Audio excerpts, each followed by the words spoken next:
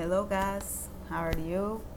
Bom, vamos dar início, né, ao nosso ciclo de aula do mês, nossa primeira aula, e a gente já vai revisar o famoso, né, famoso verbo to be, que vocês já viram, mas devem não lembrar muito bem, então a gente vai relembrá-lo, porque nas aulas seguintes a gente vai entrar no tempo verbal chamado present continuous, e aí não tem como a gente aprender, falar sobre o present continuous sem considerar o uso do verbo to be. Então, vamos revisar para poder dar continuidade ao que a gente tem que ver nas aulas futuras. Bem, primeiro a gente tem que considerar o que é pronome e o que é verbo, porque tem gente que confunde, certo? São coisas diferentes, são coisas que estão juntas numa frase, porém elas têm classificações e significam coisas distintas, coisas diferentes. Então aqui na primeira coluna da tabela, como vocês estão vendo aqui, ó, tem pronome. São os pronomes pessoais que eles ocupam o espaço do sujeito da frase, né? A pessoa ou a coisa que está fazendo a ação. E o verbo, que pode ser to be ou não, mas o verbo praticamente é para indicar a ação ou o estado do sujeito, ok? Por isso que eles se complementam numa frase, em inglês principalmente, tá? É muito importante entender o que é um sujeito e o que é o verbo, porque muitas coisas na parte gramatical dependem dessa relação entre os dois, tá bom? E é o que a gente vai revisar agora, porque isso vocês veem desde o 6º ano. Então, vamos lá. Bom, o verbo to be, basicamente, a gente vai dividir ele em singular e plural, né? Olha aqui. Digamos dessa linha aqui. Ok?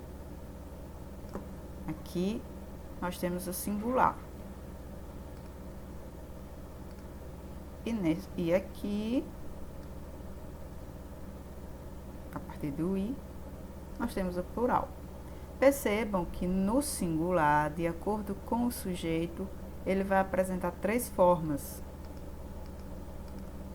Ele vai apresentar I am, are e is.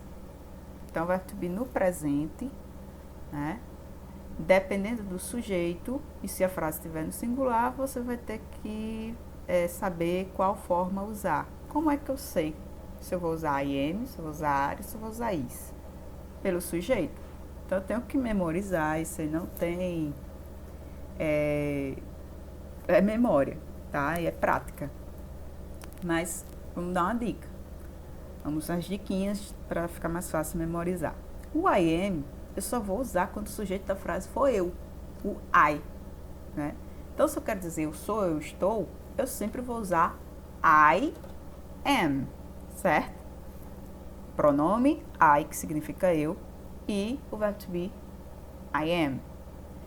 Que em algumas situações vocês vão ver isso contraído, né? Abreviado, como a gente fala em português, que é I'm, né? Lembram dessa abreviação? Com certeza vocês já viram essa abreviação em algum lugar do mundo, virtual ou real. Então, olha só. Isso aqui é a mesma coisa de I am. Só que é a forma contraída, a forma abreviada, porque é mais simples de falar, então é mais comum, principalmente na oralidade, na fala. I'm. Então, só vou usar o I am, o verbo to be I am, quando o sujeito for eu, tá? O are.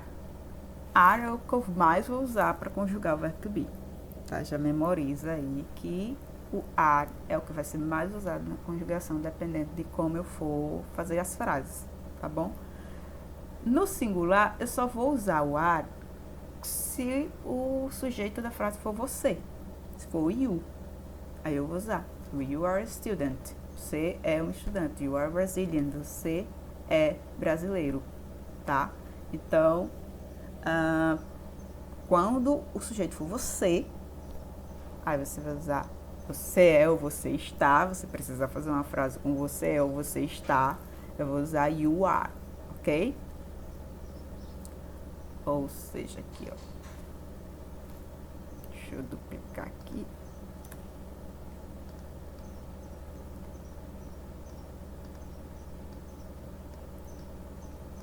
Por exemplo, eu vou usar aqui ou a forma your, que é a forma abreviada, ou you are.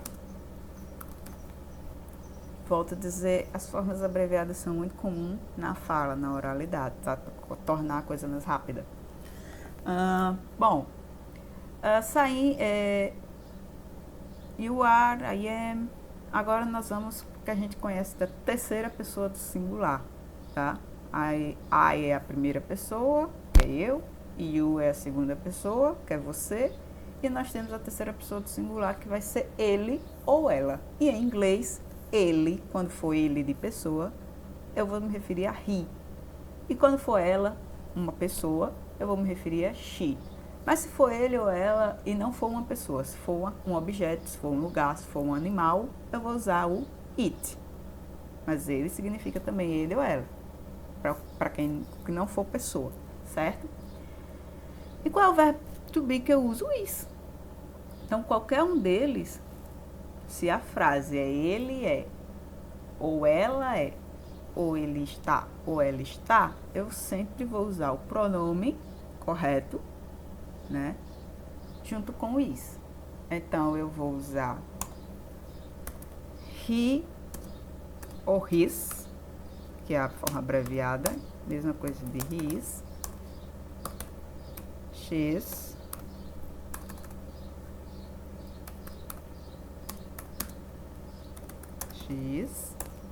ou it's, mesma coisa de it, is. Então, essa é a conjugação no singular, certo? Quando eu estiver usando o singular, frases no singular.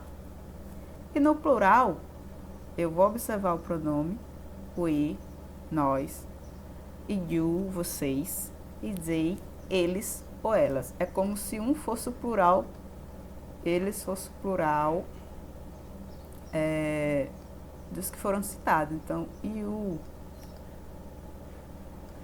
o we vai ser o plural de I, o you vai ser o plural de you.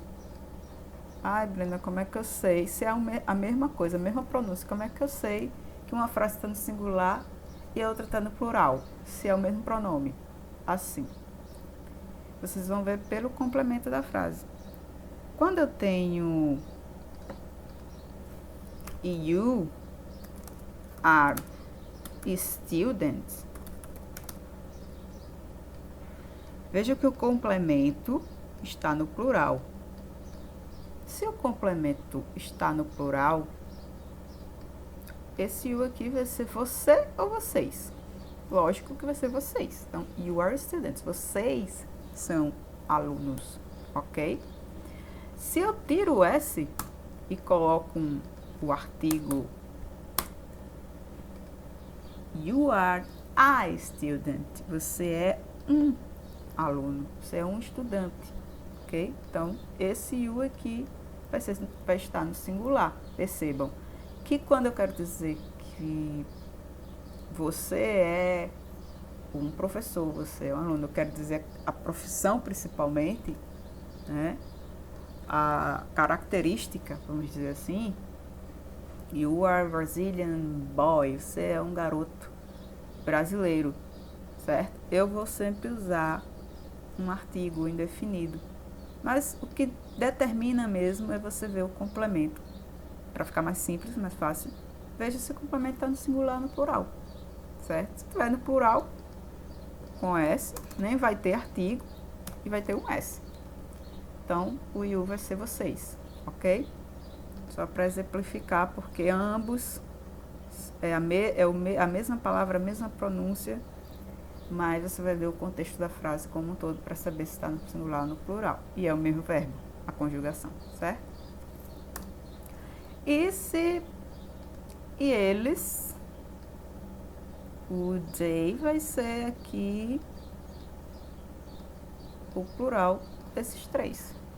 Então, primeira pessoa do plural, segunda pessoa do plural, terceira pessoa do plural. Ok? Ah, mas se eu precisar... Por que eu estou dizendo primeira pessoa, segunda pessoa? Porque numa frase, gente, pode vir um pronome como sujeito, mas pode vir um substantivo como sujeito. E se vier um substantivo, você também vai precisar usar o verbo, a conjugação do verbo. Como é que é isso? Por exemplo, eu quero dizer que Lucas está em casa. Eu sei que Lucas é ele, mas eu não quero usar o he. Eu quero usar o nome dele, Lucas. Então, eu vou usar Lucas. Como é que eu digo está em casa? Lucas está em casa. Se com he eu uso is, e Lucas é a mesma coisa que he, eu vou usar is também. Então, Lucas is at home. Então, vai acontecer assim. Se eu quero dizer que Lucas e eu, por exemplo, e eu, Lucas e eu, Lucas and me, ou Lucas and I, por exemplo, tanto faz. Como eu estou usando o verbo to be aqui, ó, vai ser correto eu usar o is? Eu tenho duas pessoas no sujeito, que é Lucas e eu. Eu posso usar is? Não posso usar isso porque o is é singular, somente pode ser usado para ele ou ela no singular. Então, eu vou retirar, porque eu quero dizer que eu, ou Lucas e eu, estamos em casa. Então, vai ser are. Por quê? Porque se for substituir o sujeito aqui, ó, por um pronome, seria nós. Nós, Lucas e eu. Tá? Eu não tenho o i, mas eu tenho um sujeito que indica o i. Então, eu vou usar o mesmo verbo que conjuga, tá bom? Então, só para vocês entenderem como, tanto numa frase, você vai poder usar para conjugar o verbo to be um pronome pessoal, que é um pronome sujeito, ou um substantivo, seja ele próprio ou comum. Enfim, ou abstrato. Aí é que vocês devem lembrar aí das aulas de português, enfim. Bom, como é que eu faço? Tá, isso aqui foram frases na afirmativa. Eu estou em casa, você é estudante, tal e tal. Mas se eu quiser negar, eu quero dizer que eu sou furando a quarentena e eu não estou em casa. Brincadeira. Tem gente fazendo isso, né? Mas vamos dizer que não tem ninguém, nenhum de vocês estão fazendo isso. Mas vamos dizer que Lucas está, né? Lucas não está em casa. Então, vamos dizer que nesse momento o Lucas está trabalhando, então ele não está em casa. Não vamos dizer que o Lucas está furando a quarentena, não, o bichinho. Então, vou colocar aqui. Eu vou ter o sujeito, na negativa. Eu vou ter um sujeito, o verbo to be, o not, que indica o não, e o complemento da frase. Então, vamos ver aqui que o sujeito vai ser Lucas. Lucas que não está em casa. Qual é o verbo to be que eu uso com Lucas? Lucas é a mesma coisa que ele, então vai ser is. Is. Ok, já tem o sujeito, já tem o to be. Eu preciso colocar o not, porque é o que vai indicar o não. E o complemento vai ser em casa.